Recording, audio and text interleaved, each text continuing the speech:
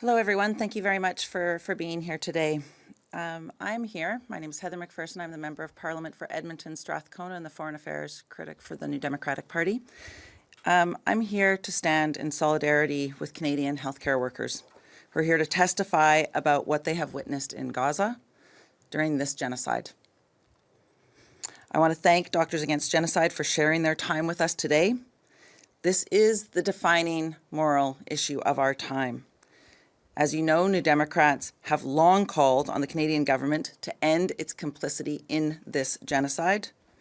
The time for statements is over. Long past time for action. Strong political and moral choices that will put pressure on Netanyahu to end this. We demand an arms embargo, sanctions on Netanyahu and his cabinet, and the immediate recognition of the State of Palestine, in order to move forward with a political solution that could save millions of lives and end this horror. Today, I'm proud to announce that I have reintroduced my motion to recognize the State of Palestine on the order paper. And I'm encouraging my colleagues in the Commons to co-sponsor this motion. No matter what party you are from, now is the time to raise your voice. Now is the time to put pressure on Prime Minister Mark Carney to do the right thing. Last week, we called for the suspension of SIFTA. Europe and the UK are also considering suspending trade with Israel. Political pressure is the only thing that will end this. For 19 months, we have watched this horror continue. Every day, we see more images and videos of traumatized children and parents, of amputees, of tens of thousands of innocent people killed. Forced starvations, bombings, entire families and communities wiped out. The healthcare workers you will hear from now are Canadian heroes who have put their bodies on the line to save the lives of Palestinians in Gaza. I urge you to listen to their voices today and to hear their pain and their appeal to the government as we all confront our collective failure to do everything possible to end this genocide. Thank you.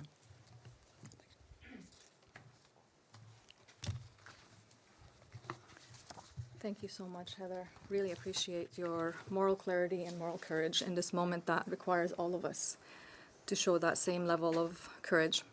Good morning, everyone. My name is Maysa Hawash. I'm a healthcare professional, a workplace equity and inclusion expert, and one of the founding leaders of Doctors Against Genocide, a global coalition of healthcare workers and advocates who refuse to stay silent as the world witnesses a catastrophic assault on human life, dignity, and the very foundations of medical ethics.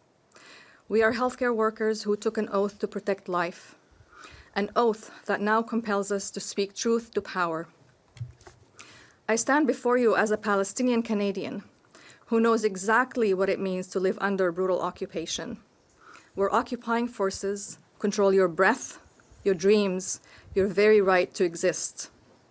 What you see in Gaza today is the logical endpoint of this decades-long machinery of dehumanization. Hospitals bombed, not just to kill patients, but to erase healing itself. Schools destroyed, not just to end lives, but to exterminate futures. The tens of thousands killed are only the visible casualties. The real crime lives on in the children who now see and associate sunlight with drones. Mothers so malnourished, they birthed generations of already starved babies, their tiny, deformed bodies by famine weapons, their organs pre-aged by trauma. And now we are witnessing starvation weaponized with surgical precision, walking 15 kilometers through danger zones. This is what it looks like. To queue for a single food parcel, only to be detained or bombed at the so-called distribution points. This is a sick theater where Israeli forces starve Palestinians to perform their dehumanization for the world cameras to see, while deliberately blocking UN-regulated systems that could actually deliver food and feed people. Genocide is a global health emergency of the highest order. It is the catastrophic destruction of every aspect of human, animal, and environmental health. It must be confronted, and we are all accountable. Canada's complicity through arms deals, diplomatic cover, and the shameful promotion of weapons expos like CANSEC fuels the machinery of genocide. Today we present a prescription in the form of medical orders meant to heal and treat the devastating disease of genocide. We present this prescription to Prime Minister Mark Carney and the newly elected cabinet and MPs. Mr. Carney, you have the power to shape policies that can reaffirm Canada's commitment to humanity and morality. You wrote a book about the values of solidarity, fairness, and responsibility. You stood up against threats to Canada's sovereignty and the unfair tariffs. Now is the time to live up to your stated values and show us real action. The world is watching. Will you be remembered as the statesman who acted to stop genocide, or the banker who calculated its cost and profit? And so our prescription for justice is very simple. End the siege and deliver aid. Enforce a permanent ceasefire. Stop arming apartheid, a two-way arms embargo with no loopholes. Enforce the Genocide Convention. Hold Canadians accountable. Investigate and prosecute Canadians serving in IOF for war crimes. Enforce international law. Recognize the State of Palestine and cut ties with illegal settlements. And defend our freedoms of expression. The time for empty words is over. Canada must act now. Thank you. Now you'll hear from our Canadian doctors who have returned from Gaza, and then we will open it up for questions and answers. Thank you so much. My name is Deirdre Noonan. I'm an orthopedic surgeon. I returned from Gaza on April the 17th. After spending 7 weeks working there, it was my 5th time working in Gaza. Although I arrived during the ceasefire, I saw freshly wounded patients every day, injuries consistent with weaponized drones and powerful explosions. When the ceasefire was broken on March 18th, my first patient was a young man, 19 years old, his leg torn from his body at the level of his hip. It is one of the worst limb injuries I have seen in my entire career, but yet I saw 2 more patients with almost identical injuries in the 4 weeks that followed, and so many more injuries that were just as devastating. Healthcare workers in Gaza feel particularly vulnerable. More than 14,000 have been killed in the last year and a half. 2 of my physician friends were killed in hospitals where they worked. 2 more were abducted from hospitals and are still held in Israeli prisons. This spring, I treated a pharmacist who was in his pharmacy when it was bombed by Israeli forces. He must have been holding a pen when he was attacked. The ink had spattered all over his hand. I still don't know if he lived. I was in Gaza when Nasser Hospital Surgical Department was attacked in March, and when Al Ahli Emergency Room was attacked in April. And we looked at each other and we wondered, would our hospital be next? But the staff kept coming to work because they had no other safe place to go, although they were terrified, and they told me this, that they might be killed without their families, or their families might be killed without them. I was home already on May 13th when my hospital, the European Gaza Hospital, was attacked with numerous Israeli airstrikes, which put the hospital out of service, killed and injured around 60 people. That was a full functioning hospital with patients, families, visitors, doctors, medical students who came every day to study, residents who came to work to treat patients and to continue to study and advance in their exams. As a surgeon, I cannot treat a genocide. As doctors, we cannot stop a famine. So we demand that the Canadian government take meaningful action to enact a ceasefire, enforce a complete 2-way arms embargo, prosecute attacks on healthcare, including investigating Canadians who have served in the Israeli forces for potential involvement in those and other war crimes, to end the siege and deliver aid to Gaza, and to uphold the Genocide Convention.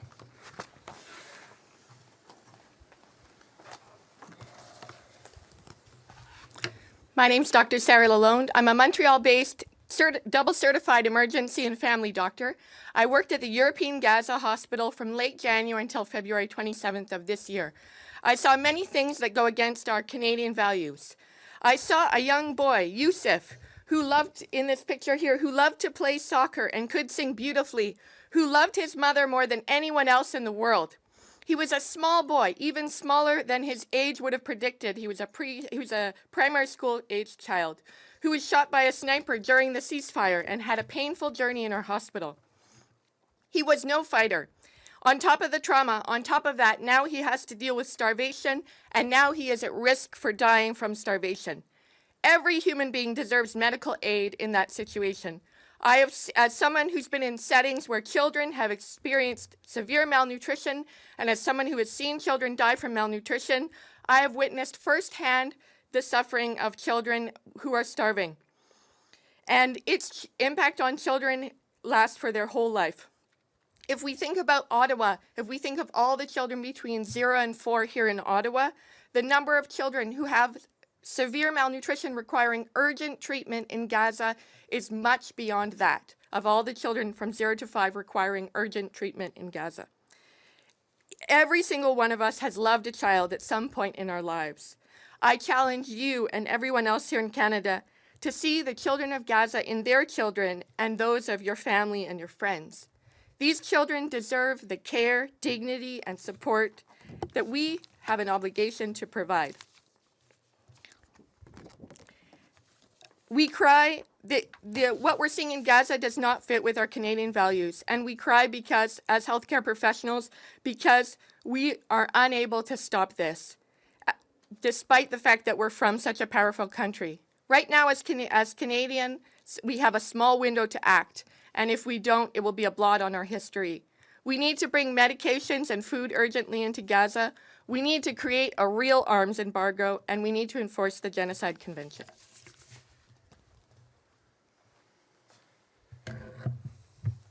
Good morning, everyone. My name is Dr. Rizwan Minhas. I worked at the European Gaza Hospital last year. Last year, when we were entering Gaza through the Rafah border, my fellow Canadian, Jacob Flickinger, who was working for World Central Aid Kitchen a few minutes ahead of us, was deliberately targeted with Israeli airstrikes. Along with him, 4 other World Central Aid Kitchen people were killed a few miles away from us. I stand here today, not for myself, but for the voices underneath the rubble, for the children bombed in their beds, for the doctors killed in their scrubs. There is no independent journalism allowed in Gaza at this point, but there are international doctors. We've been there. We are the eyewitnesses to this genocide. We are telling the truth, and yes, IDF forces are lying to you. Innocent people are being killed in mass numbers, from paramedics to doctors and even children. Gaza currently has the highest amount of child amputees per capita in the world. This never happens. It does not happen unless you deliberately target innocent civilians. To those people like Douglas Murray who mockingly ask, have you even been there? To them I say, yes, Douglas, we have been there. Not once, multiple times. Not for a photo op or headlines, but to save lives. But as doctors, we can't end this genocide. When working in the hospital last year, in the European Gaza hospital, I saw so many kids with burn wounds, very painful. There's one child by the name of Salma, I remember, 5 years old, 3rd-degree burn wounds all the way to her bone. I thought I could cheer her up with a candy, and she's like any other child. Half the fun is to open that wrapper. But because of her contractures from a 3rd-degree burn wound, she could not even open the wrapper. Instead of putting a smile on her face, she became frustrated. At that time, I realized not only did Israel burn her hands, but they burned her smile. This is not a war. This is a genocide, confirmed by Amnesty International, Doctors Without Borders, the Jewish Voice for Peace, and International Court of Justice. To my fellow Canadian physicians, don't be silent. 1,500 healthcare workers have been killed. Remember the name, Dr. Adnan al-Borsh was not only killed, was raped and tortured before he was killed. Dr. Hussam Abu Safiya did not leave the hospital till the end. He's still in as a hostage with the Israeli army. And recently, Dr. Najjar, a pediatrician working in the hospital, 9 out of her 10 children were burned alive. Each brought one by one in front of her. She could not even recognize them. To our politicians, please have the courage to say the words, Israel is committing a genocide. These children who have died at least deserve this justice. Impose a two-way arms embargo. And let me end with this. There is no moral difference between killing children in chambers or by burning them alive in their sleep. Both are genocide. I understand that. Both are evil and both demand justice. Thank you.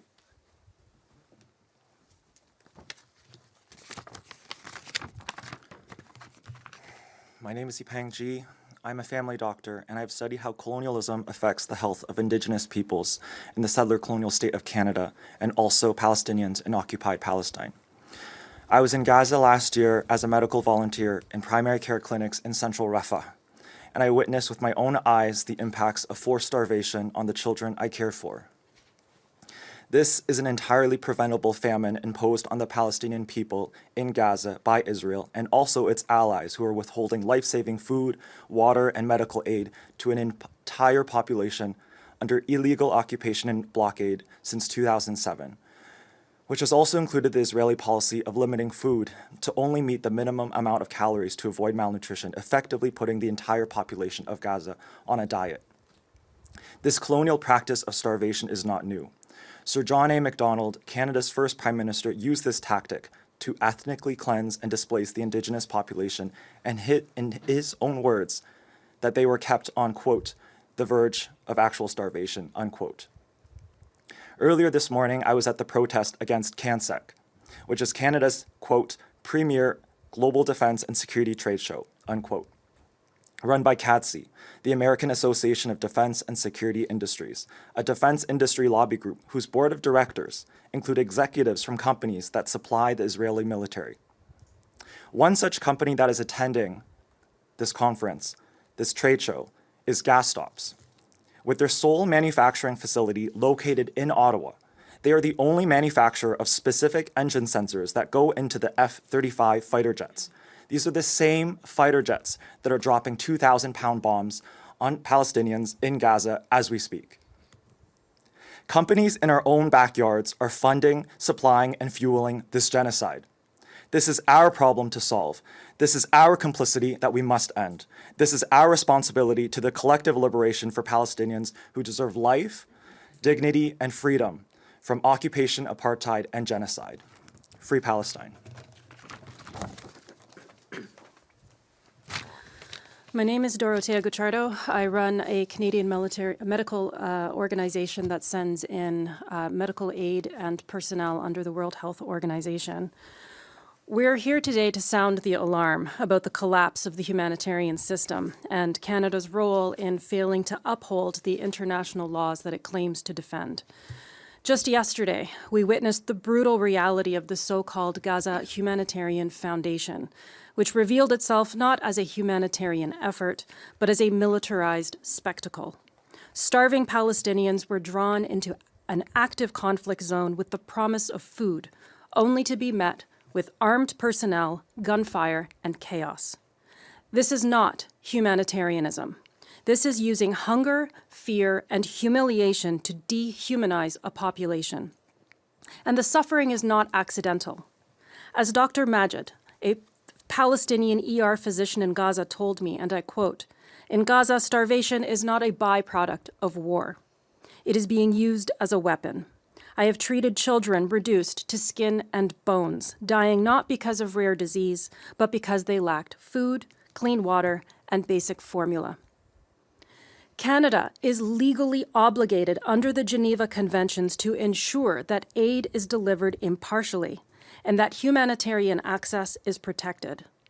I urge our leaders, especially Prime Minister Mark Carney, to act in line with the message of his own book, published in 2021 called Values, Building a Better World for All.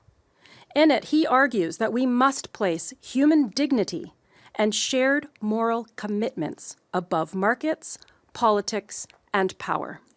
If our values mean anything, they must mean something now, in Gaza. We therefore call on the Government of Canada to reject the militarized aid model, to restore full access to the UN and legitimate humanitarian organizations, to ensure aid is delivered safely, neutrally, and at scale, not through armed contractors, and to withhold Canadian funding from any entity that fails to meet these humanitarian principles. This is not only a test of Canadian policy, it is a test of our values. Thank you. I have been in Gaza. I am a PhD, not an MD. Thank you.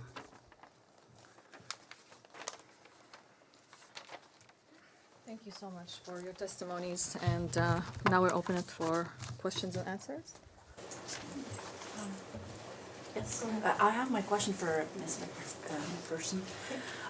Last year, I believe it was in February or in March, you did have your motion, and at the very last minute, the reference to the Palestinian state was took out. And at the time, it was presented as a compromise because in return, you would get the complete embargo on arms exports. Now we know that this didn't really happen. How do you feel about that?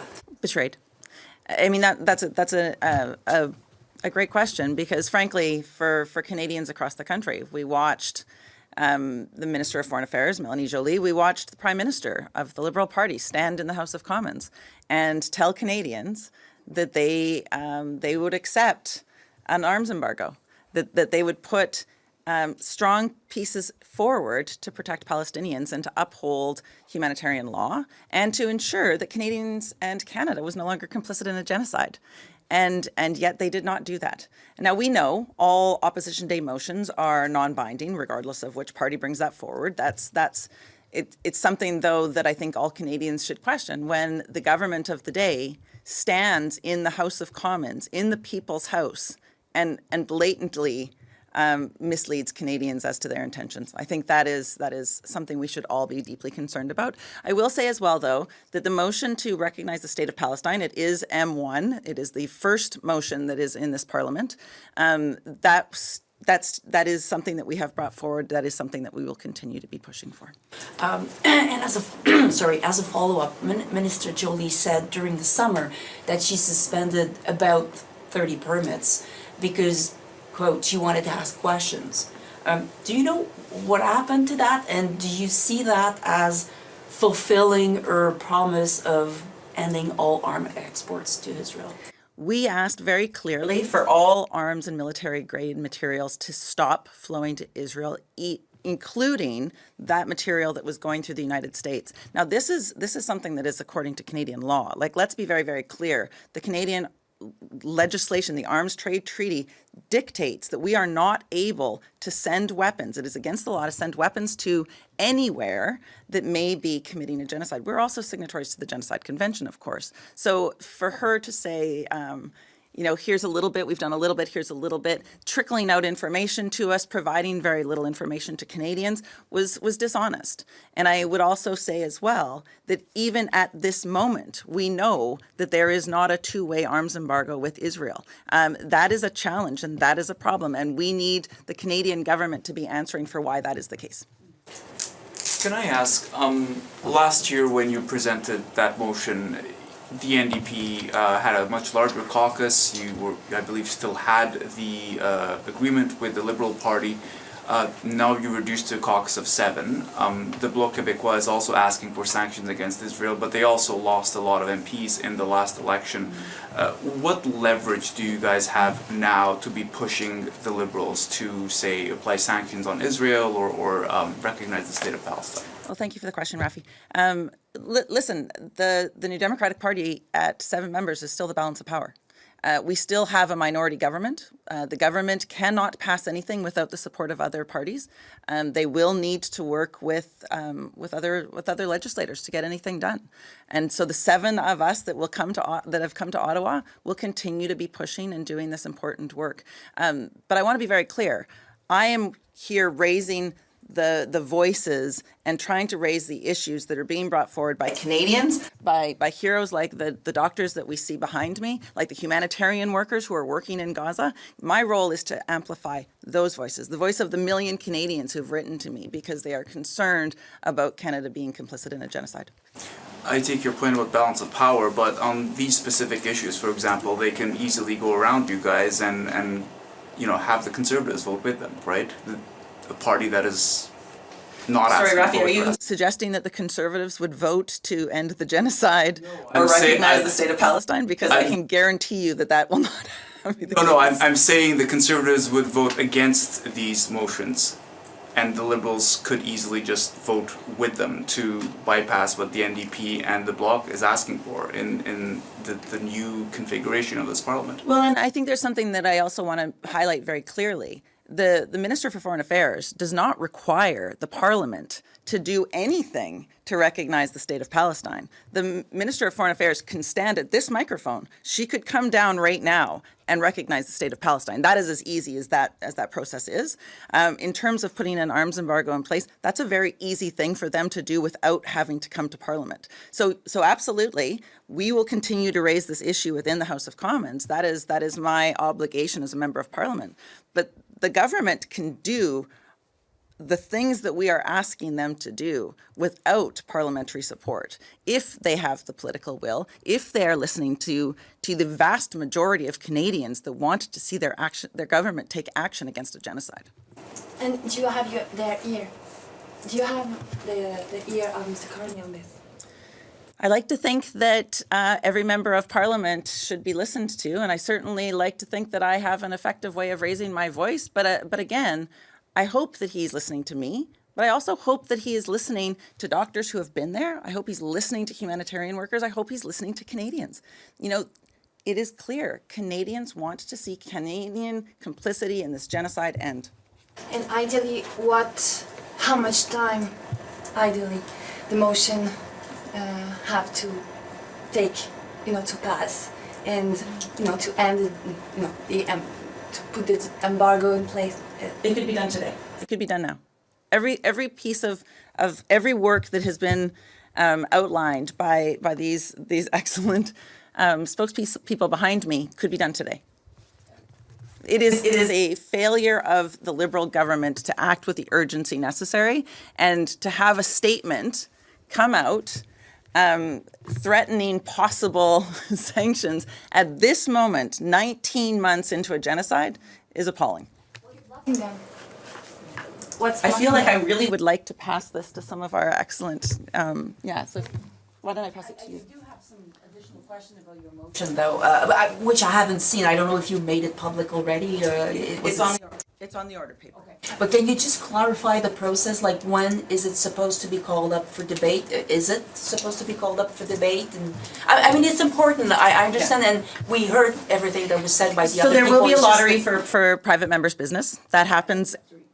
There will be a lottery for private members' business. That is the process of every parliament, at the beginning of every parliament. That lottery hasn't taken place yet, so it will depend on where that is on the where my name is drawn on the order paper. But again, and I realize that this is important and it is an important clarification, but I want to be crystal clear. The minister could do it today. She does not require any of us to support her. She does not require anything except a microphone to be able to recognize the state of Palestine. You asked for something else. I heard you about the arms embargo, calling for the genocide, the recognition of the Palestinian state. But is there something else you're asking? I believe some people are talking about measures against Mr. Netanyahu himself. Yeah. But what form, like concretely, what form would it take? And I mean, he's not coming to Canada anyway, so... We would like to ensure that those sanctions are put in place for Netanyahu and for his cabinet. We would also like to ensure that Canada is revisiting the trade relationship that we have with Israel at this time. And we've released a statement on that you can visit the NDP website to see. Sorry, go ahead. You were here first. I'd like to hear from those of you who worked at the European hospital. When the strikes occurred earlier in May, Israel said that it was targeting underground terrorist infrastructure. And for those of you who are on the ground there, can you tell us whether you saw any evidence of any infrastructure or aware of any terrorist infrastructure on the ground? No. I don't know what else I have to say other than that, but no. I have seen nothing. No physician, surgeon, or other volunteer internationally I have known has seen something. This includes people that have been working in Gaza with NGOs for more than 20 years. I wonder how it is thought that Palestinian people would continue to come to work, how people would bring their family members to a hospital, how international staff would keep coming to volunteer if that were the case. And I wonder why we continue to listen to the claims of the Israeli Defense Forces and we do not seek out independent verification from other sources whenever these complaints come up, as they have again and again and again, without ever having any independent corroboration. And if there's terrorist infrastructure that's underground, is it possible that working in the hospital you wouldn't be aware of it? I've already said my answer, that we need an independent verification of claims. I want to thank the medical professionals for sharing their testimonies. I don't ask a question that traumatizes, but I'm wondering if one or two of you could speak about what stays with you. You talked about what you saw on the ground. I'm wondering if you're still in touch with anyone, if there's a thought that comes to your head at night, if you'd be comfortable sharing.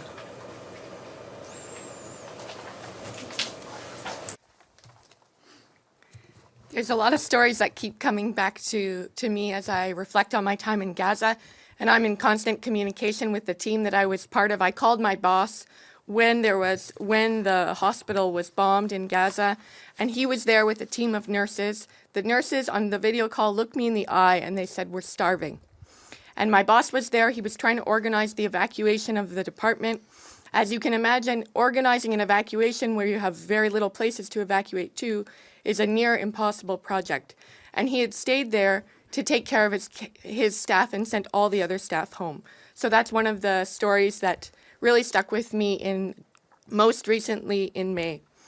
I also met another patient who I met in the emergency room. He was extremely sick. One of his family members actually came to the emergency room with him, was a nurse at another hospital, and was in the resuscitation bay with us while we were trying to save the patient. And I was extremely worried that the patient was going to die. When I went to go visit him on the ward, I came to understand a little bit more about his life, that he had 6 children, and he said to me, he looked at me in the eye, he said, "Why did they target me? I'm a man, I have a job, I've never been involved in politics, I don't own a gun. Why was I chosen? And will my story make a difference if it's heard by the world?" And he asked me to tell his story, so I'm sharing it with you now.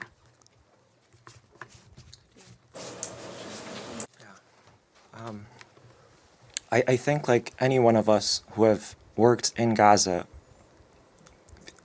you meet and befriend people and you stay in touch. I think about Mohammed, I think about Abdullah. These were the Palestinian ambulance drivers that drove me and my team around as we worked at the clinics, visited European Gaza Hospital to deliver medications and supplies, and to be in touch with them. They tell me how they can't feed their children. When I was there last year, they were sharing their food with us. And to see Palestinian healthcare workers like themselves express this form of dignity and humanity to visitors, to guests on their land, they wish that they could have done more, actually. And now, I don't know what to say back to them. I don't know what to text back. Because we're witnessing in real time, live streamed, their annihilation and extermination of an entire peoples, an entire community. So I don't know what more to say to them. I don't know what more to say here. We have time for one very last quick question. So could I just get an assessment from Heather or anyone here about the Carney government so far? The statement from the 3 nations, the statement from Anon that Israel is using food to weaponize, and especially any non-public discussions. If you've been able to reach the minister or PMO, are they talking about this? I realize they're not meeting the bar for what you're looking for, but I'm more curious if there has been any change under Carney before and after the election versus Trudeau. I would like to pass this over to the doctors, but I will just say very quickly that there has been no communication. From my perspective, there has been no change. If I might add one thing to the stories that we hear from, so Doctors Against Genocide, and we have doctors who go to Gaza all the time. One of the stories that stuck with us is a testimony from Dr. Mohammed Khuzaiz. He said, "Do you know what a starving child looks like towards the end? They can't cry. Their heart slows down, and then it just stops giving up on the world." So I want to leave you with this image. Imagine children starving, unable to cry, and then completely slowing down and stopping because this world has let them down. So I just want to leave you with that. And I have a copy of the prescription for anyone who would like it. Thank you. This concludes the press conference. Merci, c'est ce qui conclut cette conférence de presse.